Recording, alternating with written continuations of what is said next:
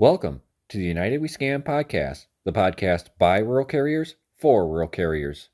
The views expressed in this podcast are of the presenters and the presenters only and do not represent the views, opinions, or strategies of the United States Postal Service or the National Rural Letter Carriers Association. We ask that you please consult your assigned union representative for guidance in your local area. Please like this podcast, share with your fellow rural carriers, and subscribe to be notified each time a new episode is uploaded. Please leave a comment or question for us below. Thank you. Now, here are the hosts of the United We Scan podcast. Welcome back, everybody. Episode 76. Got some announcements, some news, and a little bit later, our friend that joined us a couple weeks ago, Lynn, will be back and talking about her route cuts and a little bit more on the S&DC experience. So, until then, how was your week, Toasty? Hot. It's warming up here in Texas. It's getting into the 90s, and of course in the vehicles it gets up to 100 already. But other than that, glad that the political runoffs are done. It was a nice change this week to not have to case up 500 political ads because they're all run backwards. But other than that, added my 3 new dismounts in the DPM and then did my LTM mapping, even though they had an error last week. Looked like something was going on where they wouldn't download the new stuff. Turned in my edit book. Getting ready for next week where we got my state convention and also the local area hosts a day at Six Flags for all the postal employees. So that'll be on Sunday and then go straight over into 3 days of state convention. So how about you, James? How was your week? My week was good. Heavier package volumes this week, except for Wednesday. Wednesday was pretty light, but Tuesday was heavy. Thursday and Friday were heavy. It was quite normal for the mail volume on average. I mean, it was still a little bit higher. Started seeing some political ads starting to come out. So that's another thing we have to be on the lookout for. I know you just had your runoffs there, Toasty, but it's going to start getting worse and worse in political ads because we get closer to the November election. But Saturday was a good day. Went out and played tennis for a little bit and then focused on taking care of other things that I need to get done around the house before the rain started. Then today, I spent the day on the Build a Fighting NALC Zoom meeting that they had. It was a very, very informative meeting that they had. Even had a chance to talk on it, and they will have that available, the recording available for those who weren't able to attend. So, just all in all, a pretty good week. So, how about you, Bill? How was your week? Let's see. Since they screwed up my first scheduled operation previous week, I had the time scheduled off, so I did, and took care of a lot of local union business for myself, as well as the state, because I'm now on the Carrier of the Year election committee. Okay, that's just a high honor that I was never expecting. So I accepted that, and then on Thursday I was operated on for a hernia, and I'm recuperating well enough. And if you listen to the end of the podcast, you may or may not hear what I've said about my incision. Other than that, I mean, I've been fielding a lot of questions and concerns from people from everything where, they have the parent-child routes, the mapping, the breadcrumbs, the DPS. It's amazing the amount of problems Rex has generated.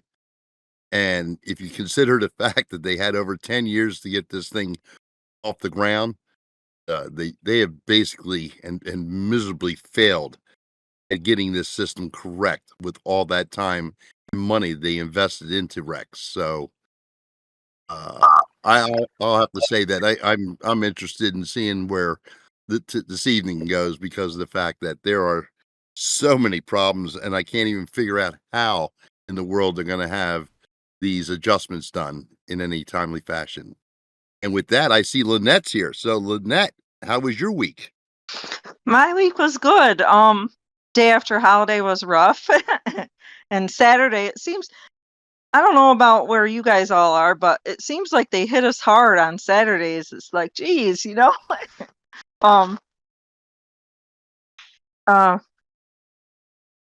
nothing else, just a regular week. Hey, Kristen, how about you? How'd your week go? Oh, Tuesday was hell in a handbag.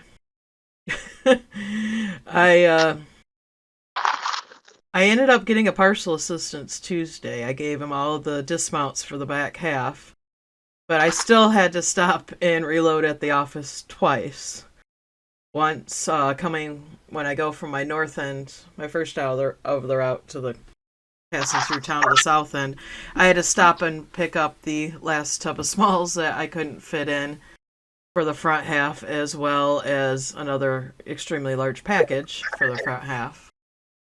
And then when I came back up before I started the back half, I had to stop again and pick up the 5 tubs of smalls for the back half, as well as a couple other packages that I knew fit in mailboxes. But I got back and I was like, well, I had 214 scans.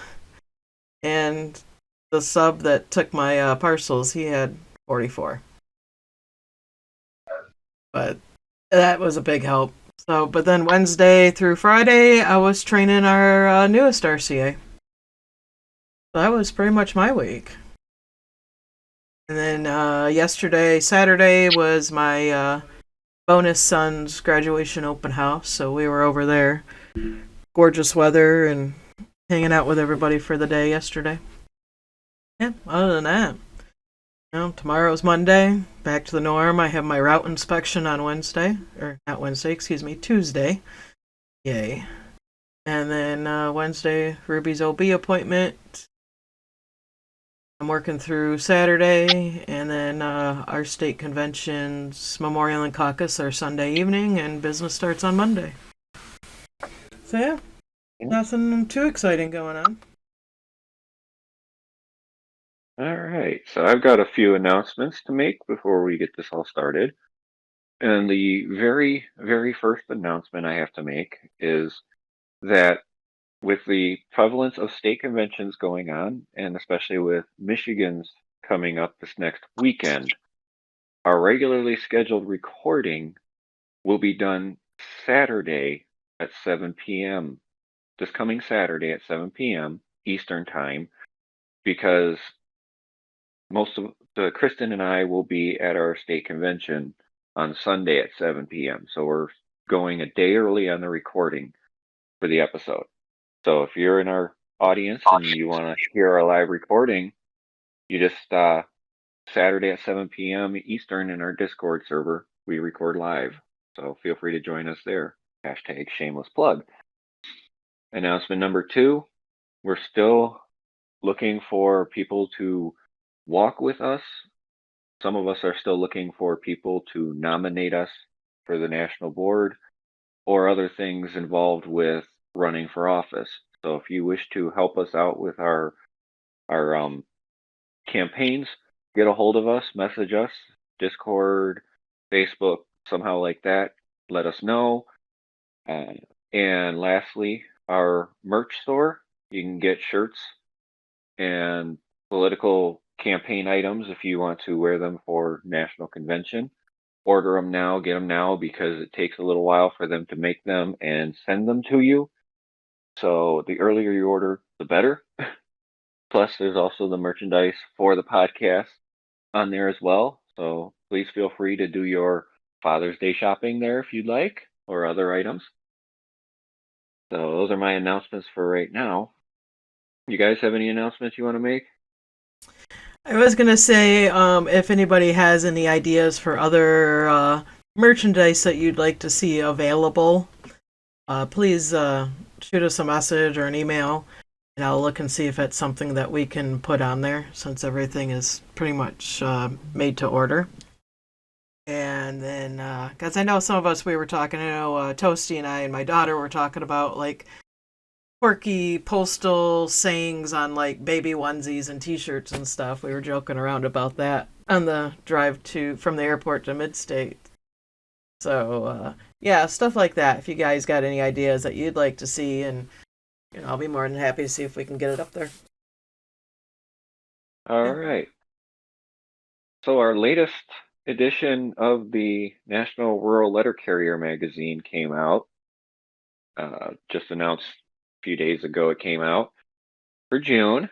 And of course, there's a couple very good articles in there. The first one I want to point out is from our Director of Steward Operations. Frequently asked questions on your rights in filing a grievance. And any rural carrier that can get access to this should read these because they are vitally important for not only knowing your rights as a member of this union, but also in the process of filing a grievance.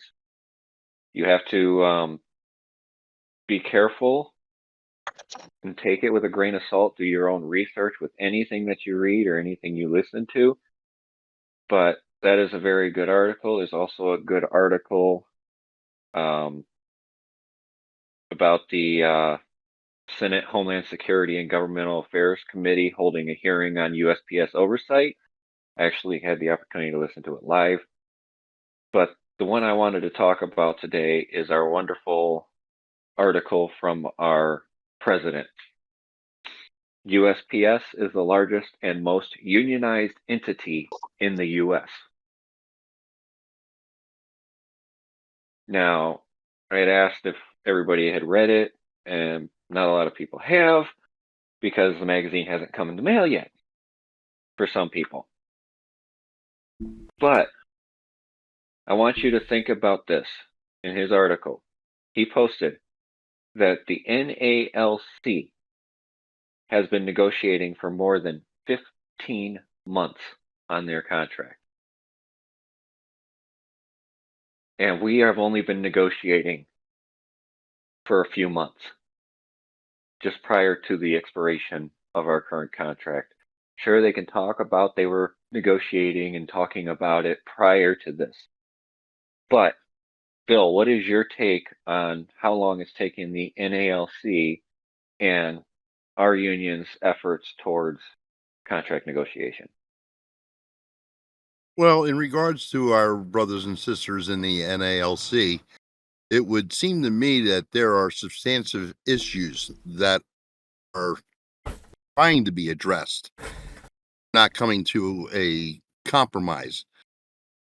When you're 15 months into contract negotiations, and I do believe they said that they have already selected arbitrators, but they haven't instituted the arbitration process.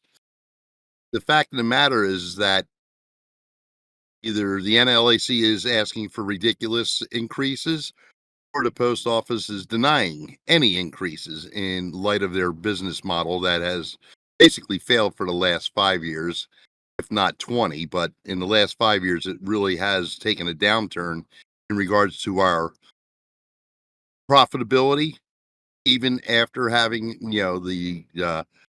the predetermined penalty of retirement and health care 75 years into the future. The post office is not in a fiscally sound position to offer a lot. Does that mean that we shouldn't ask for a lot? No. The same way that people have said that we should be getting paid like in regards to like services like the UPS and FedEx and all that, please realize that'll never happen because of the fact that we are a service. We're not so much a business as we are a service. And that'll be the main arguing point. That we are not an independent corporation that operates on, profitability, shareholders, and answering to a board of elected individuals that set rates, policies. We are determined our future is determined is by the Board of Governors, the PRC, by DeJoy's policies. So the fact that they're 15 months into it, we're only several months. I thought the actual expiration was the 20th. Was it not? Yes. And, we should not be rushing into an agreement with the post office just to be the first, because of the fact that we think we're going to get the bigger piece of pie, and whoever settles after us will be getting the crumbs. I don't see a lot of movement in the contract negotiations for National Rural Letter Carriers Association, and the city carriers that they basically have proven that they're going to drag their feet as long as they can to see what they can get out of the unions, and basically beat us again into the dirt. I don't see the table 2 being a negotiating point for either of the unions, but it has to be. We have to be able to pay our carriers a living wage, and table 2 is not a living wage. Kristen, your thoughts? Well, I hadn't read it just yet. Didn't have a moment to, but going by what you said, table 2 is not a livable wage. Even as a 46K, table 2 step 1, it's really, I am living as much paycheck to paycheck as I was when I was an RCA. It's not, and they really need to take that into account. It's sad that it has to be that way. Toasty, your thoughts? Well, especially after listening to from Ada Arbitration, knowing why the NLC is so delayed in their contract negotiations, it's kind of refreshing to see at least we're talking now, and we actually have a union president who is currently present. But with them, they've had a lot of mishaps up top for the NALC that has caused a lot of this delay, a lot of this 15 months, not having anyone there to actually bargain on behalf of the NALC, on behalf of the carriers. So I don't think it'll take us as long to get a contract, but there's also my fear that I even spoke with you about at Mid-States, that maybe they're trying to wait it out, see what the economy is going to do. Yep. And then that way they can try to either, if it tanks, then they can say, oh, nope, we need to keep table 2. Nope, we can't pay that much. See how everything's going down and whatnot. But I mean, other than that, it's just been what DeJoy has said during Congress, which is, oh, we didn't account for inflation to be so high. We're still trying to implement these S&DCs, and then turns around after that hearing and says, okay, we're going to pause on that, and then still implements them, as we saw in Phoenix. It's kind of a wait and see type of moment for us and the NALC and all the other unions. You, Lynn, you have any comments? I do. I'm on table 1 because I've been in the post office since 2003, and with inflation as high as it is, it's hard even on table 1. My kids are grown and they have their own jobs. I don't know how people are doing it on table 2 or minimum wage. How are people making it? It's our turn. It's our turn for a good contract. It is. And That's you hit my the thought. nail on the head. You hit the nail on Yeah. the head. That's why the labor movement is having such a big push right now, is because of that very fact that people are unable to afford to live anymore. It's true. People are living paycheck to paycheck, and sometimes 2 to 3 paychecks ahead. They're so far behind. They're planning out 5, 6 paychecks down the road exactly what bills are going to be paid, how close to shut off they are on bills, and stuff like that. Yep. And then you have, when I was on the fighting, Build a Fighting NALC Zoom meeting, one carrier even said he talked to Brian Renfro about the negotiations and Table 2 being removed. And the comment that he made about it was basically that Renfro didn't think they could get rid of Table 2 in the NALC. So, unfortunately, that's not a good sign on our end either if we're waiting to see what the NALC will do. But continuing with this, one of the things that he put in this article was from 2010 to 2020, the number of non-career physicians across the Postal Service grew by 68.6%. And of course, it's more pronounced in the rural craft due to the higher usage of non-career workers. As of September of 2020, end of September 2023, the USPS non-career workforce was only 18%, and the number of non-career workers in the NALC or NRLCA was more than double that at 38.3 and was at its highest 45.5% in 2018. So I want you to think about this. In 2018, almost half of the career force in the NRLCA, half the workforce in the NRLCA was relief carriers, ARCs, and PTS. Or no, just ARCs and RCAs. Not even PTS, because it says non-career, and PTS are career, so I misspoke there. And that's now down to 38.3%. Now, some of those could have been converted to PTFs in offices that hadn't previously had PTFs. But it's also significant to think that these are less relief carriers we have working as well. So And let me he's saying, let me interject there, James. When Toasty, when you said that, you're at least a little bit confident about our president talking already about the contract negotiations, you have to remember back when Don said that negotiations start as soon as the last contract was signed. So it's not like he's already jumped on the bandwagon. He has said they have been, negotiating since the last contract was signed. Therefore, he's had several years to get this underway. Yep. not only as an executive committeeman, but also as vice president. Correct. He's been involved in negotiations for years and years and years. So he should know exactly how it goes and how it should have been done and how it could have been solved by the time the contract expired. Exactly. But the issues he wants to work on is non-career positions, is higher pay, benefits, working conditions, and a quicker path to becoming career employees.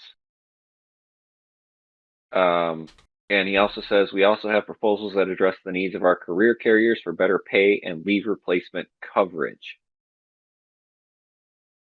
So the way I translate that personally is that he wants to hire more PTFs, which moves more non-career positions into career positions, which also helps with leave replacement coverage because it moves people to weekdays instead. Some people will have 2 days of working, a day off, 3 days of working, a day off, especially in formula offices. And he doesn't even speak on the working conditions involving hostile work environments. One of the biggest things that I've been pushing against was hostile work environments. That's not even addressed in his article. He doesn't even talk about that. So how do you feel about that, Kristen? Yeah, I mean, and I get it for the leave replacements and the higher wages. I mean, we do need more. There are still offices across this country that have none, and carriers working 6 days a week for months and years on end, and it's ridiculous. But at the same time, if you're going to bump them up to try and make it more insightful, But, I agree. You're going to have to bump up table 2. But at the same time, it is that hostile working environment. It is the disrespect from management that these leave replacements receive early on, and why they leave, and why we can't keep them, and why hiring lists aren't getting filled, because they're going to tell their friends, and the word get passed around about what a horrific person that postmaster or supervisor is to work for, so nobody's going to want to apply. But they don't understand that. Exactly. Especially you're talking in these smaller communities where everybody knows everybody. And you have a postmaster that was moved over there or took that position that's not from there. Word travels around really fast. Even in some of the bigger communities, it's just, that's why you're not even getting the hiring lists, because everybody knows that that management team is horrible to work for. You're Yeah, that's exactly what's going welcome on. back. Yeah, you're talking exactly the same thing that just happened over at the Amazon warehouse here in Pontiac. They were actually scared because they were literally running out of people to work for them, because they were firing people left and right for not meeting the arbitrary metrics, standards of work performance that are set by a computer in a spreadsheet. Oh, sounds very familiar. And so they would fire them, and they literally went through the entire population of the city of Pontiac in less than a year in numbers of employee turnover. So when you have arbitrary metrics that you use to punish people with, which is what management's doing to a lot of us, which is how we get to harassment, you end up with high turnover. What do you think, Bill? Well, I think it's funny that Don was using all of our talking points from last year in regards to retention and work conditions and everything else. But it really does come down to the atmosphere at work, whether it's toxic, whether it's belittling, demeaning, whatever you want to term it as. The fact of the matter is that we have management that are unqualified to be in the positions they're at. And the other point is that they're fearful for their positions. They're in fear of the postmaster, who's in fear of the POOM, who's in fear of the district manager of doing their jobs. And the worst part of it is they spend more time doing reports than they actually do supervising. And that's a, like Brex, okay? You have 3 engineers. You turn around and sit there for years garnering all this data and saying, "This is how you do it, this is how you do it, and this is the way it'll be done." And the problem of it is that in actuality, that's not how we perform our jobs. That's why we are the most efficient workforce in the postal service, because we develop our own personal shortcuts on how to do the job within the guidelines of the 603 and the contract. And we do it efficiently and we do it safely, and we put our asses on the line every day when we go out on a route. And we are the face of the post office that our customers are accustomed to. And we are the ones that they have trust and faith in because of the fact that they call the postmaster or the supervisor to find out about a parcel or a certified. There is no trust whatsoever in whatever they're saying to the customer. And then the customer comes back to you the next day and say, "Hey, Bill, your supervisor told me this." And I just say, "Don't worry about it. I'll take care of it." We're the face of the post office. And these people are just sitting back and crunching numbers, having to be in teleconferences, got to get this report done by this time or that time. Why are we having teleconferences and having reports done while their carrier's still on the floor? Mean, I don't get it. I don't understand where the dynamics of the United States Postal Service is in regards to performing the service that we are entrusted with. Give me the mail, give me the parcels, leave me alone. let me do my job. If I fail to do the job, then, pull me in. But otherwise, you do your end of the job. I'll take care of my end. And I think I speak for about 95% of the carriers out there in regards to doing our jobs the way they should be every day. Any thoughts for you?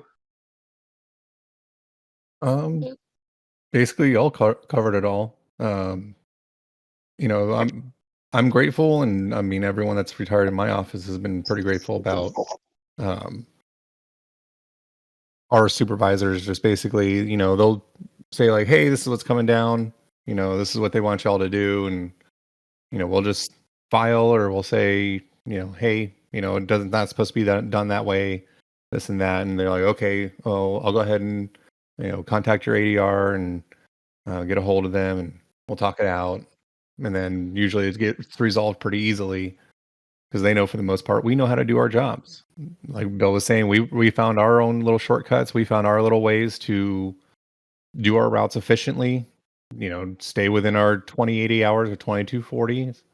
We take the time off that we can. We've got a lot of new hires now. I don't know where they're coming from, but I guess everyone's raving about Seguin, so they're all coming to us. But I know of several other carriers in our local that they're working their K days, they're working their days off because they don't have any RCAs. No one wants to work at that office because of toxic management. So that's definitely one thing that we definitely need to try to get into. It would be great to see it in the contract, automatic penalties, but we'll see how that goes. That's a good suggestion. I doubt USPS management will agree to it, though. But we could try that with a resolution. Put it up as a resolution. Lynn, you have any thoughts you want to add to that? Yes, I do. I know how it feels to be in an office with a toxic management. When I first got hired, my management was great, and then the postmaster retired, and we got this woman that was a clerk and was put into our small office as the postmaster, and she was so bad. I can't even begin to tell you the story. She'd be nice at times, but then she'd flip. There was talk about her being bipolar. And I was going to work shaking. I was going to work crying. It was not safe. So I understand where people are in those kind of offices. I actually put my 2 weeks in notice in like 2006, and it got sent up. Luckily, I had a family member in the post office, and I had helped out in other offices within a half an hour of me.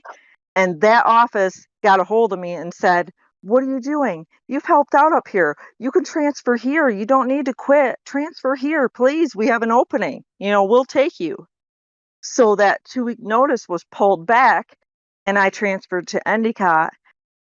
And I'm telling you, every single person in that old office that could leave that post office, every clerk, every carrier, any new clerk sub that came in there, none of them lasted. All the ones that could transfer out transferred out because this woman was so mean to people. The only person that stuck there was one regular carrier that was stuck because she was regular. The only way she can move is if she gets a mutual transfer, or go back to subbing. And she ended up retiring early because she had a complete nervous breakdown. And then even after that woman left because of medical, I was actually living in that town, and this postmaster was still there, and she was sending out flyers to try to get people to help. That's how bad it was. She was there for years and years, and she ruined people's lives, I feel like, and finally they moved her, but I think she's retired now. I heard a story after I left there that one of the carriers came into work and she was sick, and she let this postmaster know, that she was sick and she really needed to go home. She didn't feel good at all. I don't know if it was she was throwing up or what, but she was sick. And she told her no, she couldn't go home. She needed to do her job and that was it. Didn't matter that she was sick. This carrier found coverage to come in and take over the route. She waited until the coverage got there, and then she left and went home because she did not feel good. And this postmaster fired her, and the carrier said, "I'm done. Like, I don't even want to work at the post office anymore." There were people that tried to help her stay in, and she's like, "No, I don't want to work if that's the way it is here." You know, she was bullied. She was just, and then there was a flood around here, and some carriers from a different office got moved into that office under that postmaster, and they finally moved her somewhere different because an older carrier became a steward and stood up to her. Things changed, but it took years, and she bullied people hard, and I was there, and that's now why I have a voice for myself and for people, and I try to make things right, you know. And I wanted to tell that story. Well, that's not unfamiliar with my situation when we had a new postmaster come in, and we had a really good established city carrier workforce at the time. This gentleman came in and started executing, oh, a dictatorship, for the lack of a better word. And in one day, he fired 3 different city carriers. One for going to his vehicle after it was loaded, going to his personal vehicle to get his lunch bag. Another he fired for going to his personal vehicle after coming back from completing his route. Third one he fired for backing up dangerously for more than 150 feet in the parking lot. Now, all 3 were basically exonerated.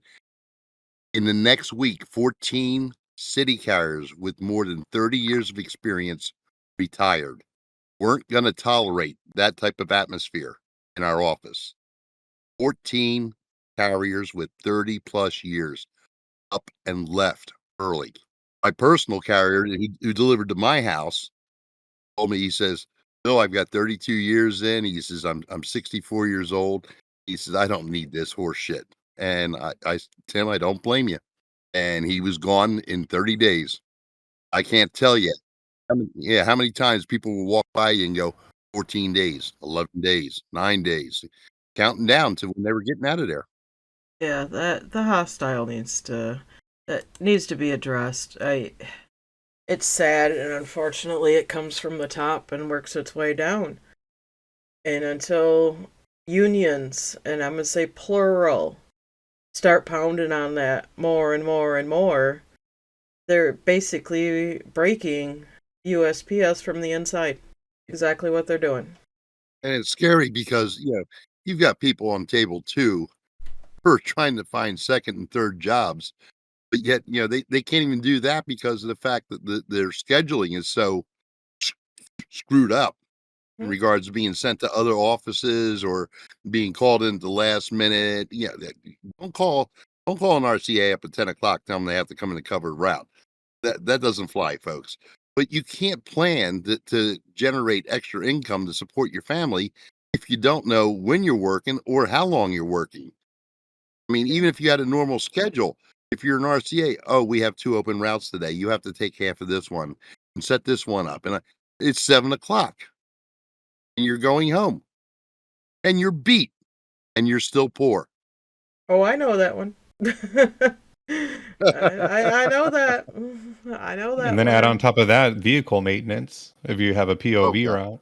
Oh POV, yeah. yeah. And then Yeah. trying to get an oil change, trying to get your brakes done, trying to get tires.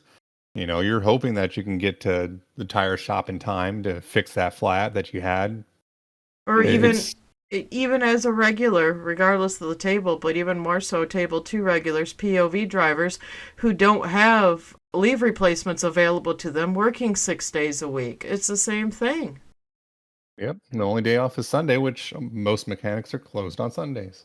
Yeah, unless you Yeah. got a buddy or can do it yourself. But then, that's still not guaranteed that you're going to be able to get it done that one day. And on top of that, if you're doing it on Sunday, how much more time are you spending away from your family? I hate to Exactly. point it out, but the reason we have these jobs, the reason we made these careers is to support our family and what we do with our family. We did not sign up for indentured servitude just because we work at the post office. But that's unfortunately how they see it as, though. I literally Yes, had a they do. postmaster want me to take another part of a route or run the aux route once when it was shortly after I had transferred into the office. And I had already had plans for that evening. And I said, no, I can't do that. I have to be somewhere else by this time. And she just did not like that. But how dare I, don't put the post office first. I'm hmm sorry, I'm already running a big route and gonna be out there for a while. I've already It's. yeah, I've already fulfilled my commitment for the day. Mm-hmm. The Yeah, emergency on your part does not constitute an emergency on mine. yeah.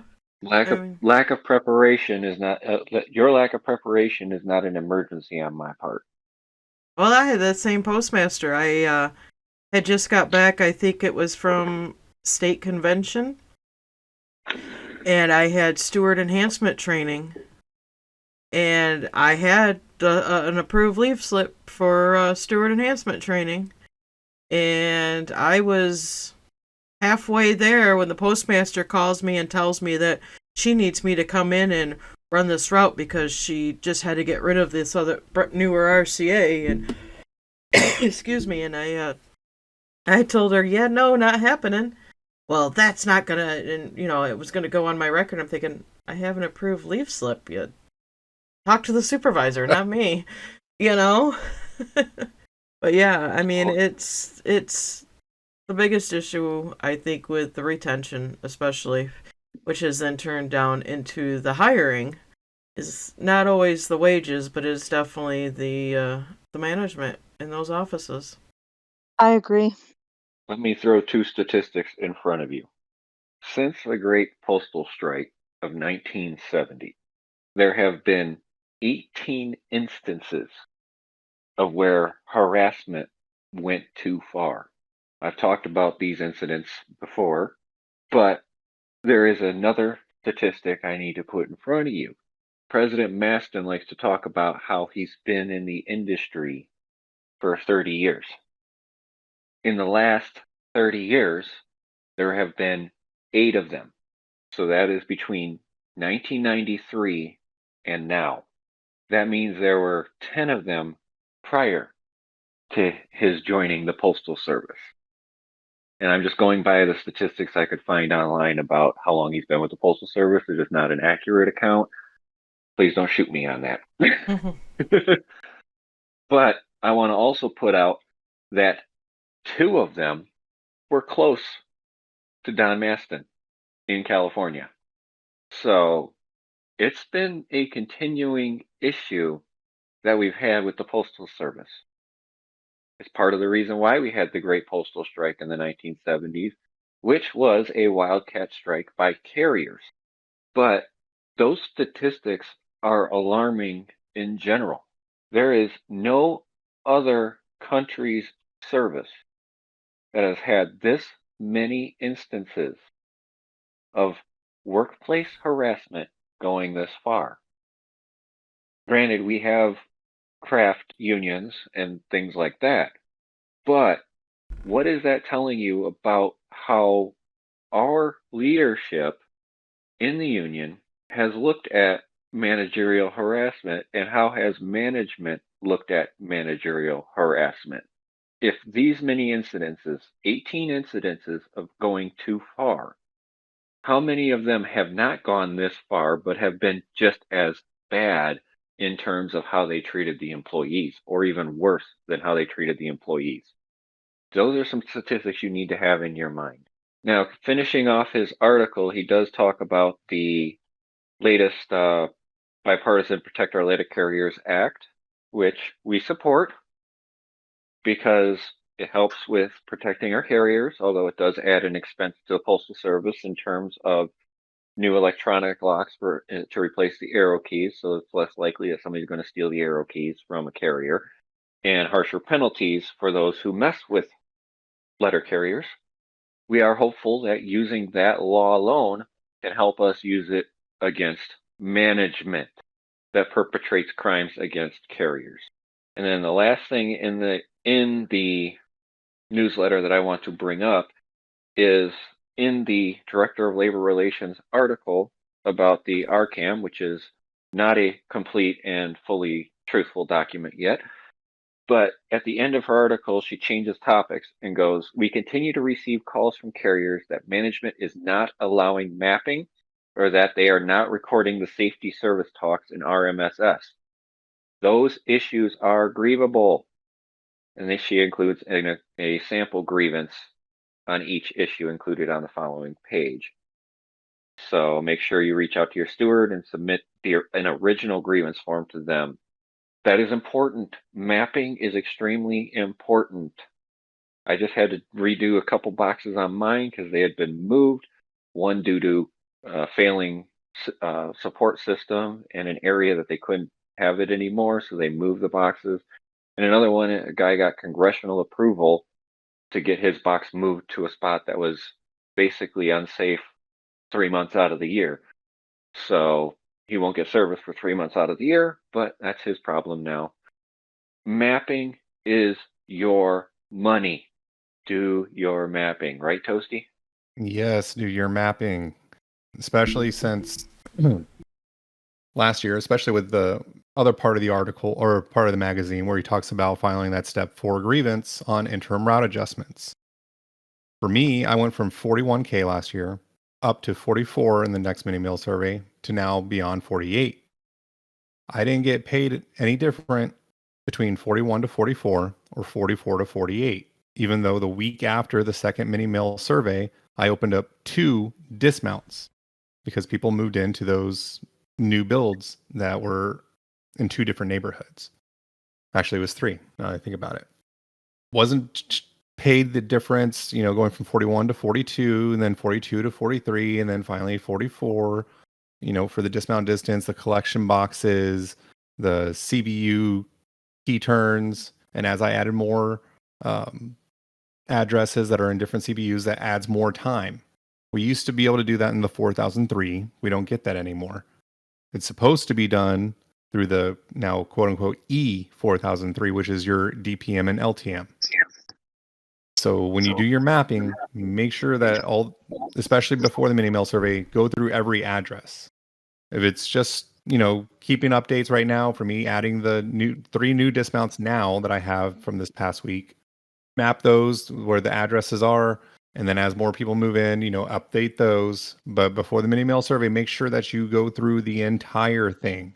Make sure every address is correct and that hasn't been moved, and change the mapping if you need to. I know for me, none of my new builds show up on the original map that they have on there. You have to go into the settings, the gear icon, and change to global. I think it was global view, if I remember the name correctly. And that one shows me the aerial view of the area in grayscale. So it's kind of black and white, gray, but it at least shows me foundations, and I can count out, okay, 101 is here, 105 is here, 109. Okay, 113 is the one that's moved in. That's the 4th foundation that's laid right there. Make sure you do your mapping, because if they do finally agree or get this settled for step 4, you can possibly get more money. You can possibly move up to the next hour or get an extra day off. Make sure you do your mapping, please. Yes, I agree. I am still, 8 months of taking this route over, 6 months as the regular. I'm still finding things that weren't pinpointed correctly by the regular carrier when she did the initial mapping. She was actually the only carrier in the office I did not facilitate. Supervisor did that. So I just, even this last time, had to pinpoint mailboxes in the correct location because I was watching my LTM and I'm like, that's not right. That's not right. And jotting down the notes, I was like, all right, I'll fix it next time because I didn't want to spend another 2 hours there. And this past week, Postmaster said the AMS uploaded again. So if I wanted her just to run it through, or if I wanted to do it, and I'm like, oh no, I'll do it so I can fix these boxes now. Some of them just were misthrown, so when you're watching the LTM, it looked like I was backing up to hit the boxes, and some on the wrong side of the cul-de-sac. It was crazy. I had one that was like in the middle of the river. Don't know why, but that's where it was. So yeah, doing that and making sure those things are correct, making sure that your park points and to the door spots are as accurate as possible. Again, I was finding stuff on my CBUs. They were just pinned at the CBUs and not at the business, and it's a mess. And like I said, doing this route for the last 8 months, I am still finding stuff I am tweaking every month to fix it. So definitely stay on top of your mapping and your edit books. No. That's not right. Don't worry, because if you don't get your mapping done, the breadcrumbs will lay it out for you. Okay. I heard that. I heard that one last week that a carrier said, I haven't had time to get my mapping done. And I said, well, then file a grievance. I said, no. The supervisor told me the breadcrumbs is doing the same thing. I just said, okay, you go ahead with what the supervisor tell you, because they have your best interests at heart. I said, but I would recommend contacting your local union representative, whether it be a steward, ADR, area steward. But please don't believe anything management tells you. Yeah, definitely don't. Not in that case, for sure. That's not always right.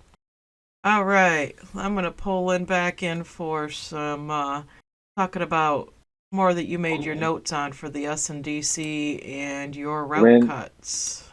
Kristen, Lynn Yes. was talking. Oh. Oh. Sorry.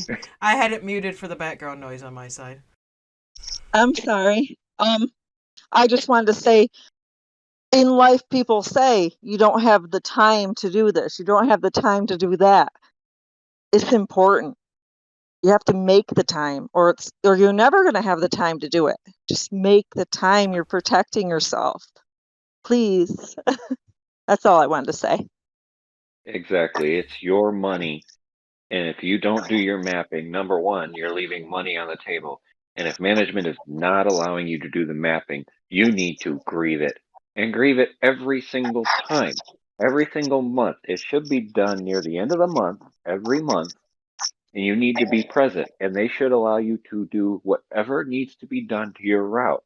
If you need to go through and make sure all the boxes are put in the right place, or you need to make sure that the line of travel is right, or you need to make sure that the electronic 4003 at the end of the line and travel manager is actually saying that when you need to make a right turn, it says right turn and not left turn. And it does that a lot. It says a left turn where you should make a right turn. You need to have the time to do that. And if management is not allowing you to do that, grieve it. And we do edit that line of travel, because I know I've had to go in and do mine. Mine was horrible. Don't try and do all the edits and then save. You actually have to do a handful of edits, save it, and then go back and continue where you left off and do a few more and save it. Because if you try and do it all, it'll error out and not save it. I'm speaking from experience. That sucked. Me too. I've been there too. Yep. Yes. So, but yes, you can go in and edit. You just have to click on the little button above it that says edit the lines or whatever it says right offhand. And edit the lines, merge the lines, yep. delete the lines. Yep. Yep. And then you can go in and edit what you need to edit. And yeah, I did mine quite a bit. It's like the postmaster was saying the other day, because we're doing my route inspection Tuesday, that she wasn't too worried about my line of travel because she knew I already gone in there and fixed it. So that's the one thing she was going to be looking at people with on route inspections, was the line of travel. But I already fixed mine, so we're good on that. All right. And go ahead. The last time I got into mine, I did the entire thing, and from the end of my route to back to the S&DC, which is like a half an hour drive, all my traffic control points were not there. So they had to be re-added again, like, You can't trust the system. system. Yeah, the system they're using. You can't. Mhm. Well, yeah, because the breadcrumbs, because you get one of those days to where you're just hitting all green lights, and that's the day the breadcrumbs are being recorded in there. And so it doesn't signify that you've had to stop, so it clears out the TCP. Yeah, Yep. crazy. All right, So I have Bears. Go ahead, James. one last thing in the newsletter. The biggest thing that this newsletter has in it is the articles for candidates that are running for national office. So if you get the chance, make sure you get into there and read the articles. Can't see them, ask a dues paying member to see them. And let them know who you like out of those articles and stuff like that. And that's all I have. Go ahead with the S&DC stuff, Kristen. All right, Lynn. I know you made some notes from last time, and you're on the cusp of having your route cut. So go ahead and fill us in. Yes, and can you believe this, Kristen? I made notes and I came over to my guy's house and I left my notes at home, but I can do it. You can do it. I have faith in you. So you want to go back to right before we moved in? If I could talk about something real quick, Yeah. because it was super important and it was kind of a shock to everybody. Because the office that we were moving into was already formalized before we moved, it kind of threw off how the seniority works for our days off. So the people that were already in the S&DC that are in that building and they already had their days off set that weren't Saturdays could not be taken away from them. So we got when everything was set and they knew how many days, like how many people could have off Mondays, how many people could have off Tuesdays, who could have like the rotating Friday, Saturday day off.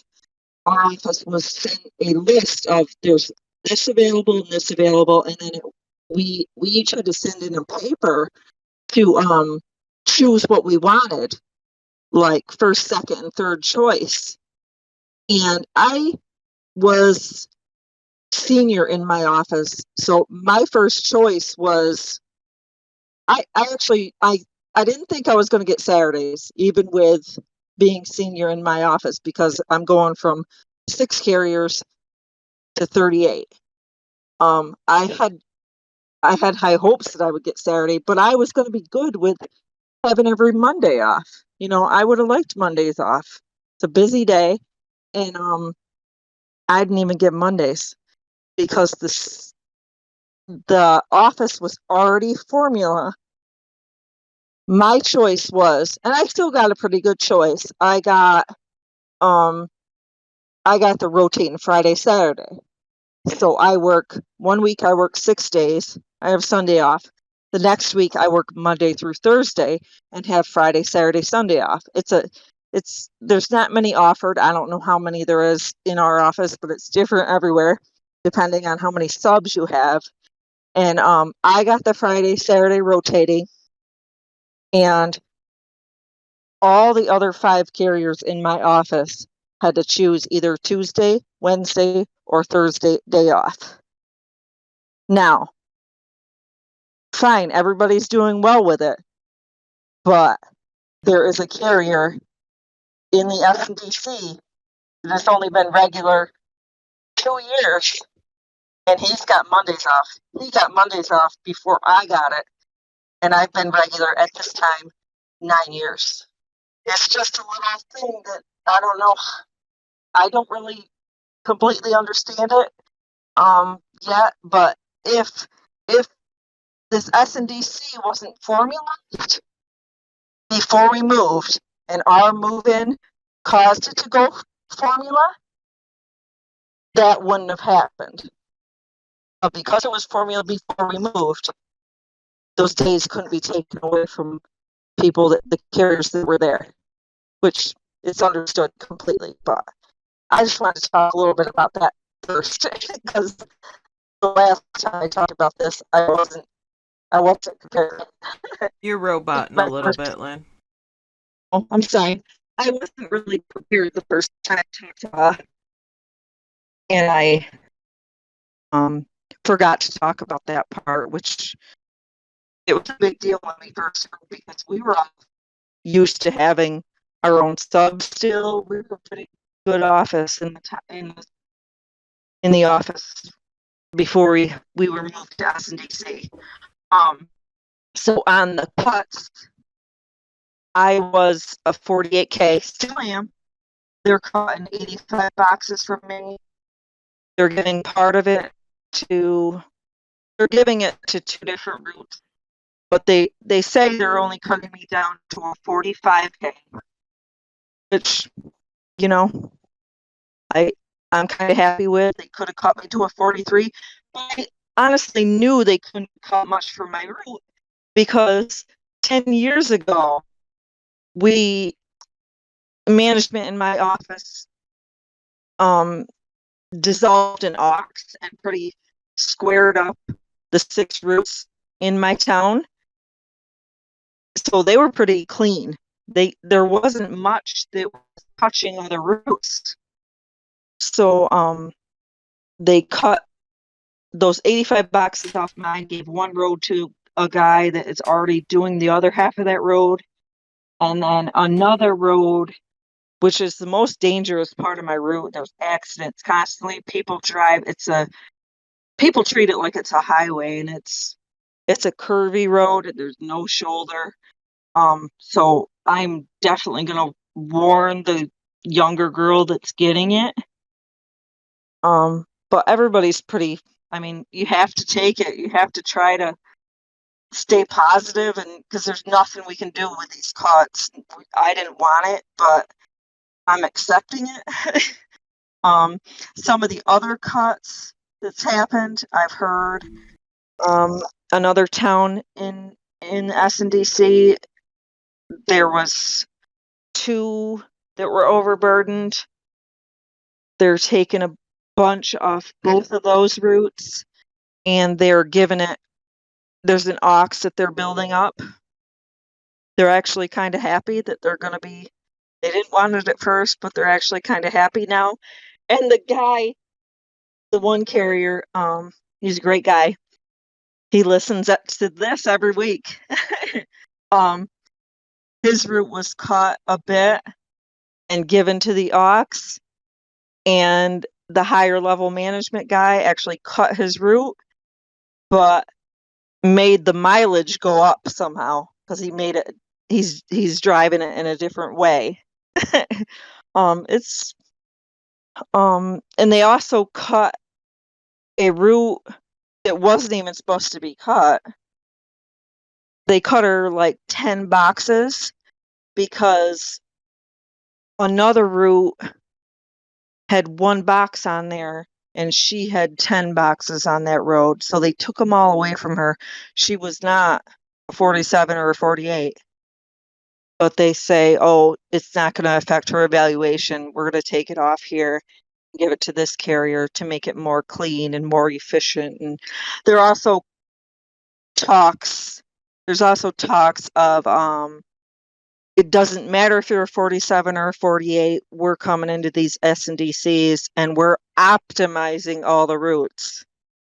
They're going to get away with cutting the routes, call it optimizing, making them more efficient and clean. So it's a lot. I don't know if I explained it well, or if you guys want to ask me questions, and maybe that would help if you want. Do they tell you the formula of how they're doing it, or they just tell you, we're cutting off this many boxes and this many miles, and that should put you at this? Or they kind of tell you like, hey, this many boxes obviously equals this amount per the, 42, 41 M or A, and, this many miles, we're taking a percentage of your drive time. Did they give you any of that, or did they just tell you, this is what we're cutting off and this is what it's going to be?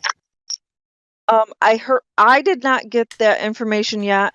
I did hear that one carrier did go in, he asked for transparency, wanted to see everything he did, and he said he went in there with the management and they explained everything to him, and he was in there for close to an hour trying to understand how it was all going.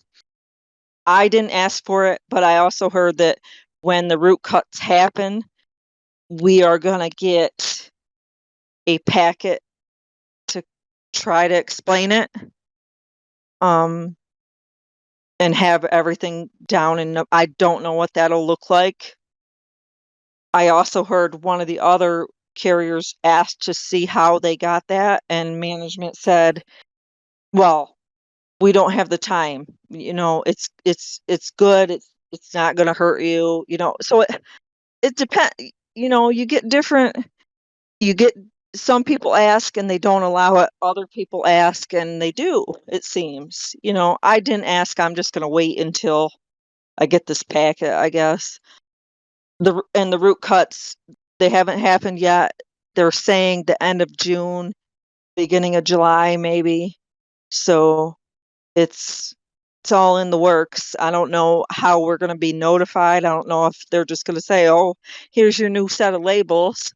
I'm not sure yet.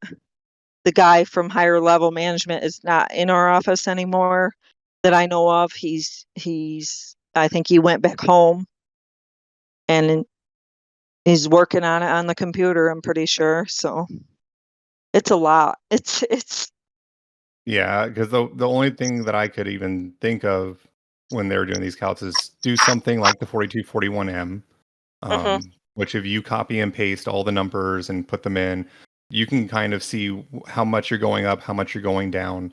And what I used to do personally is just do a percentage. So I did 10% increase because I had about 10% more boxes for my, small parcels, medium parcels, and large parcels. But I'm hoping that they're doing something like that. We were never told, by our union, even going to mid states and to SWAC on how they're going to do this or, what's involved in the process. That's something I would like to see because I'm a numbers guy. I like to make these Excel spreadsheets and see it all. So I'm not sure if they're even accounting for small parcels. If they cut it off, if they're doing percentage of all parcels, because what I want cut off doesn't have any parcel lockers because it's no CBUs there.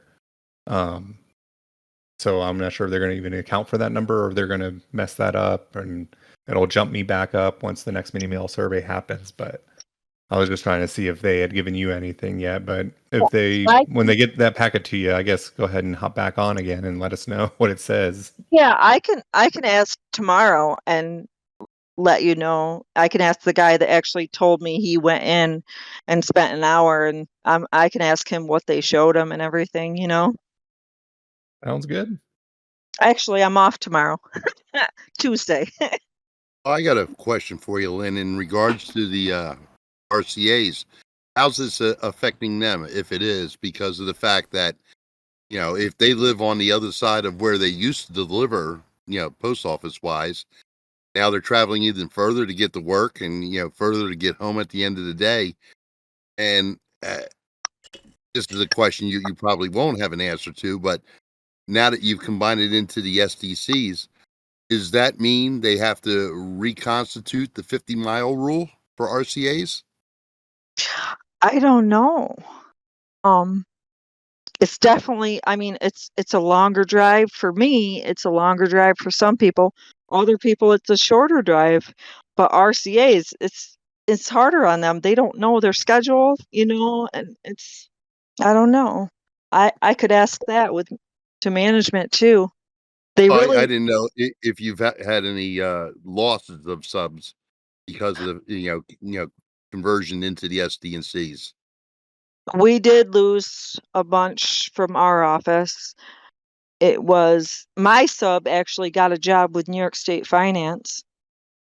another one of our subs had graduated with an engineering degree.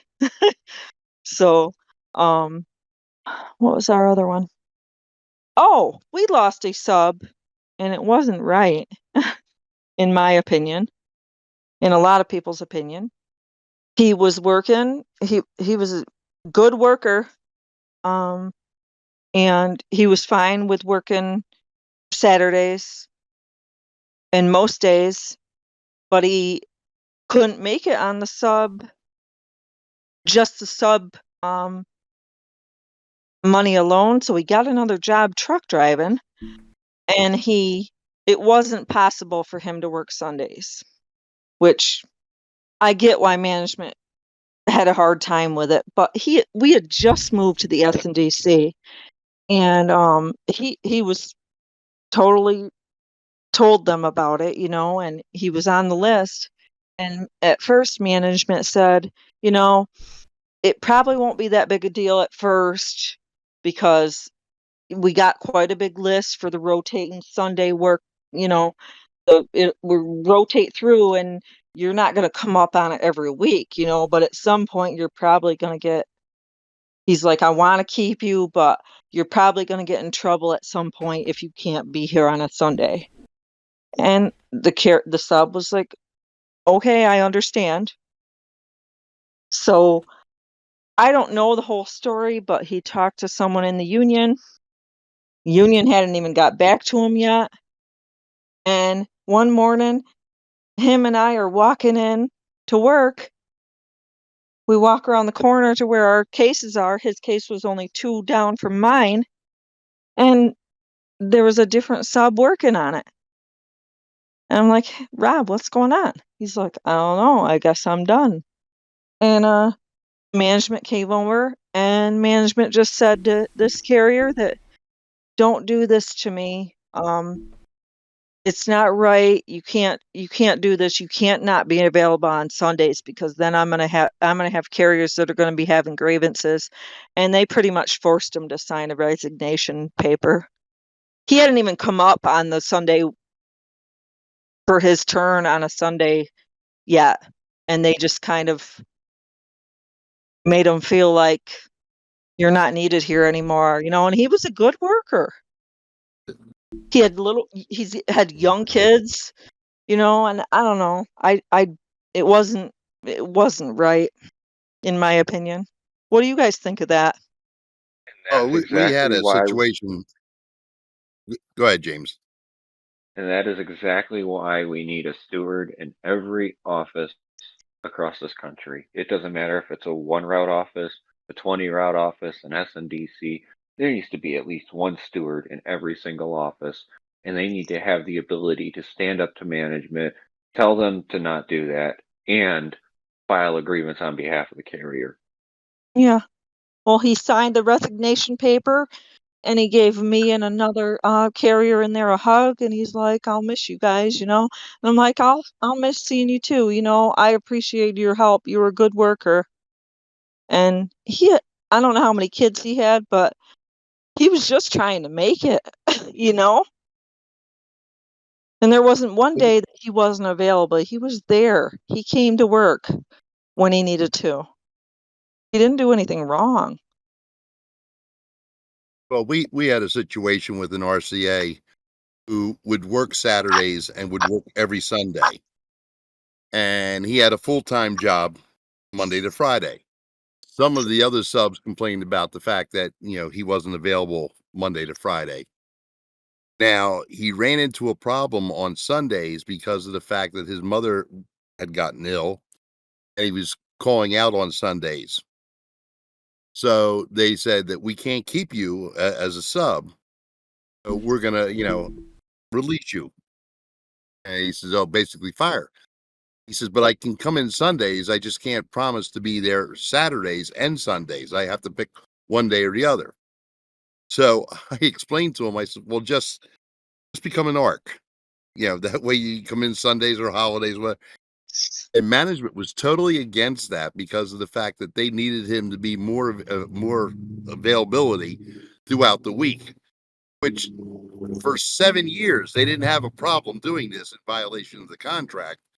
But when push came to shove for Sundays, now we had a problem. Yeah.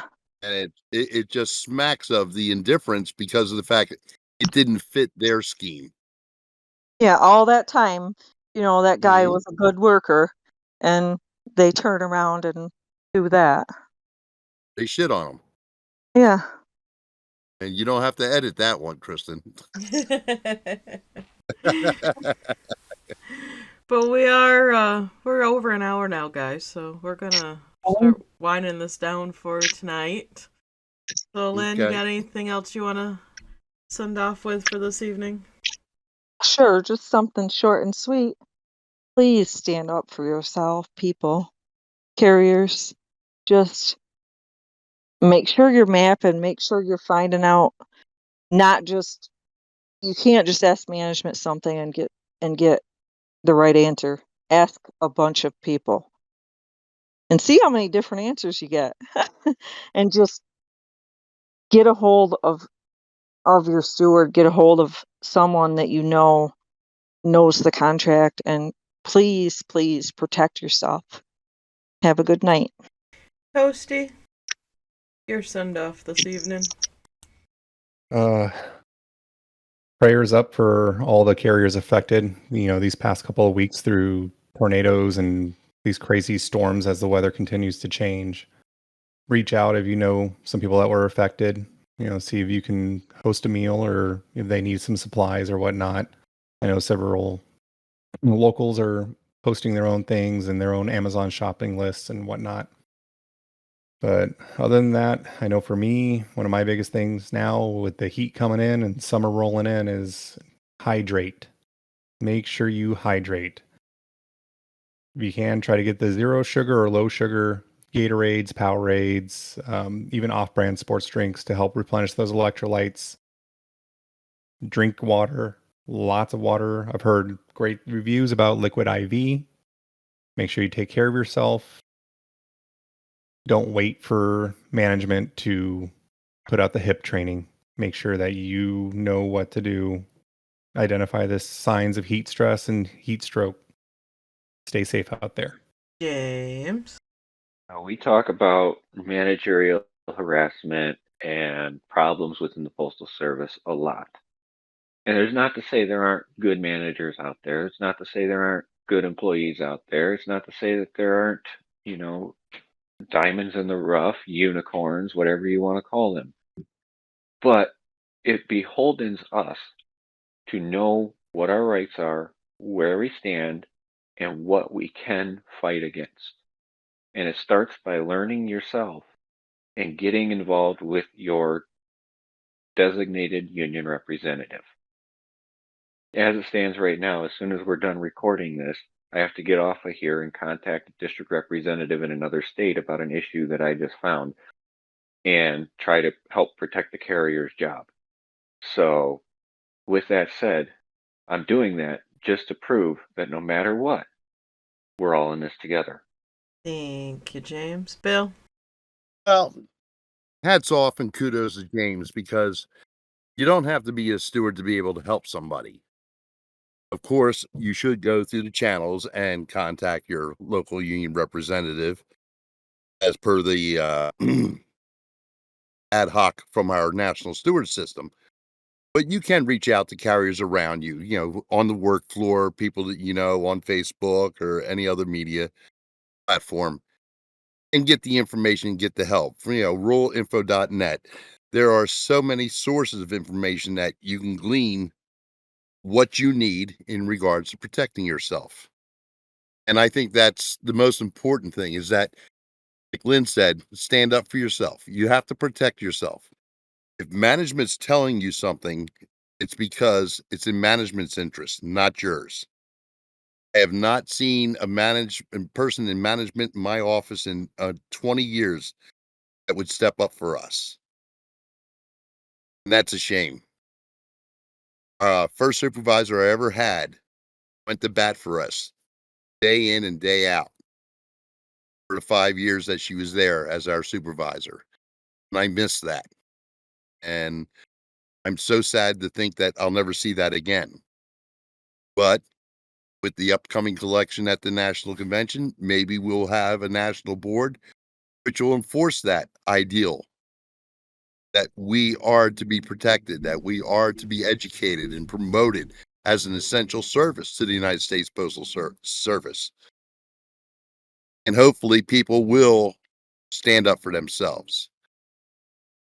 I believe it was several episodes ago where James has shown where 50 gripes were turned into 50 grievances because of how stewards looked at them, how the situations were portrayed to them, and they found just cause to file grievances to protect the craft. If you have a question, contact your local union representative. Contact a friend. Contact us. Look for the information that's available for you to protect yourself. It is your job, it is your income, and it is your future. And if you don't take interest in it, who will? That everybody go out and have a safe week. Like Toasty said, hydrate and don't wait to the day of. Hydrate today for tomorrow and Monday for Tuesday. You have to get the fluids in your system before you find the need for those fluids. Everybody take care of themselves, do their jobs as best professionally, efficiently, and safely as possible. And remember, you are the most important delivery. Get home to your loved ones. Thank you, everyone. Yeah, definitely, as the summer heat is setting upon many out there and working its way up to me in the northern areas. Yeah, hydration is definitely key. Keep cool, loose-fitting clothing. You know, if you got a crack, if you're in an LLV, FFE, and you got to crack that other window, just don't roll it all the way down. Because, you know, mail will fly out when you make a turn. Don't want to do that. You know, get that airflow, wear loose-fitting clothing, stay hydrated mostly. You know, keep low on the caffeinated beverages and the sodas. Just, you know, water, Gatorades, low sugar stuff if possible. And be safe out there, everybody. We'll be back next Saturday at the same time. Take care.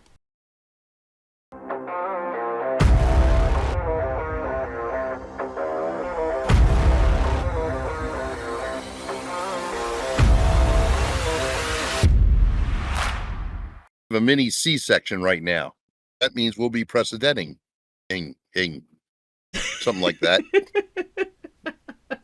What did you say? If?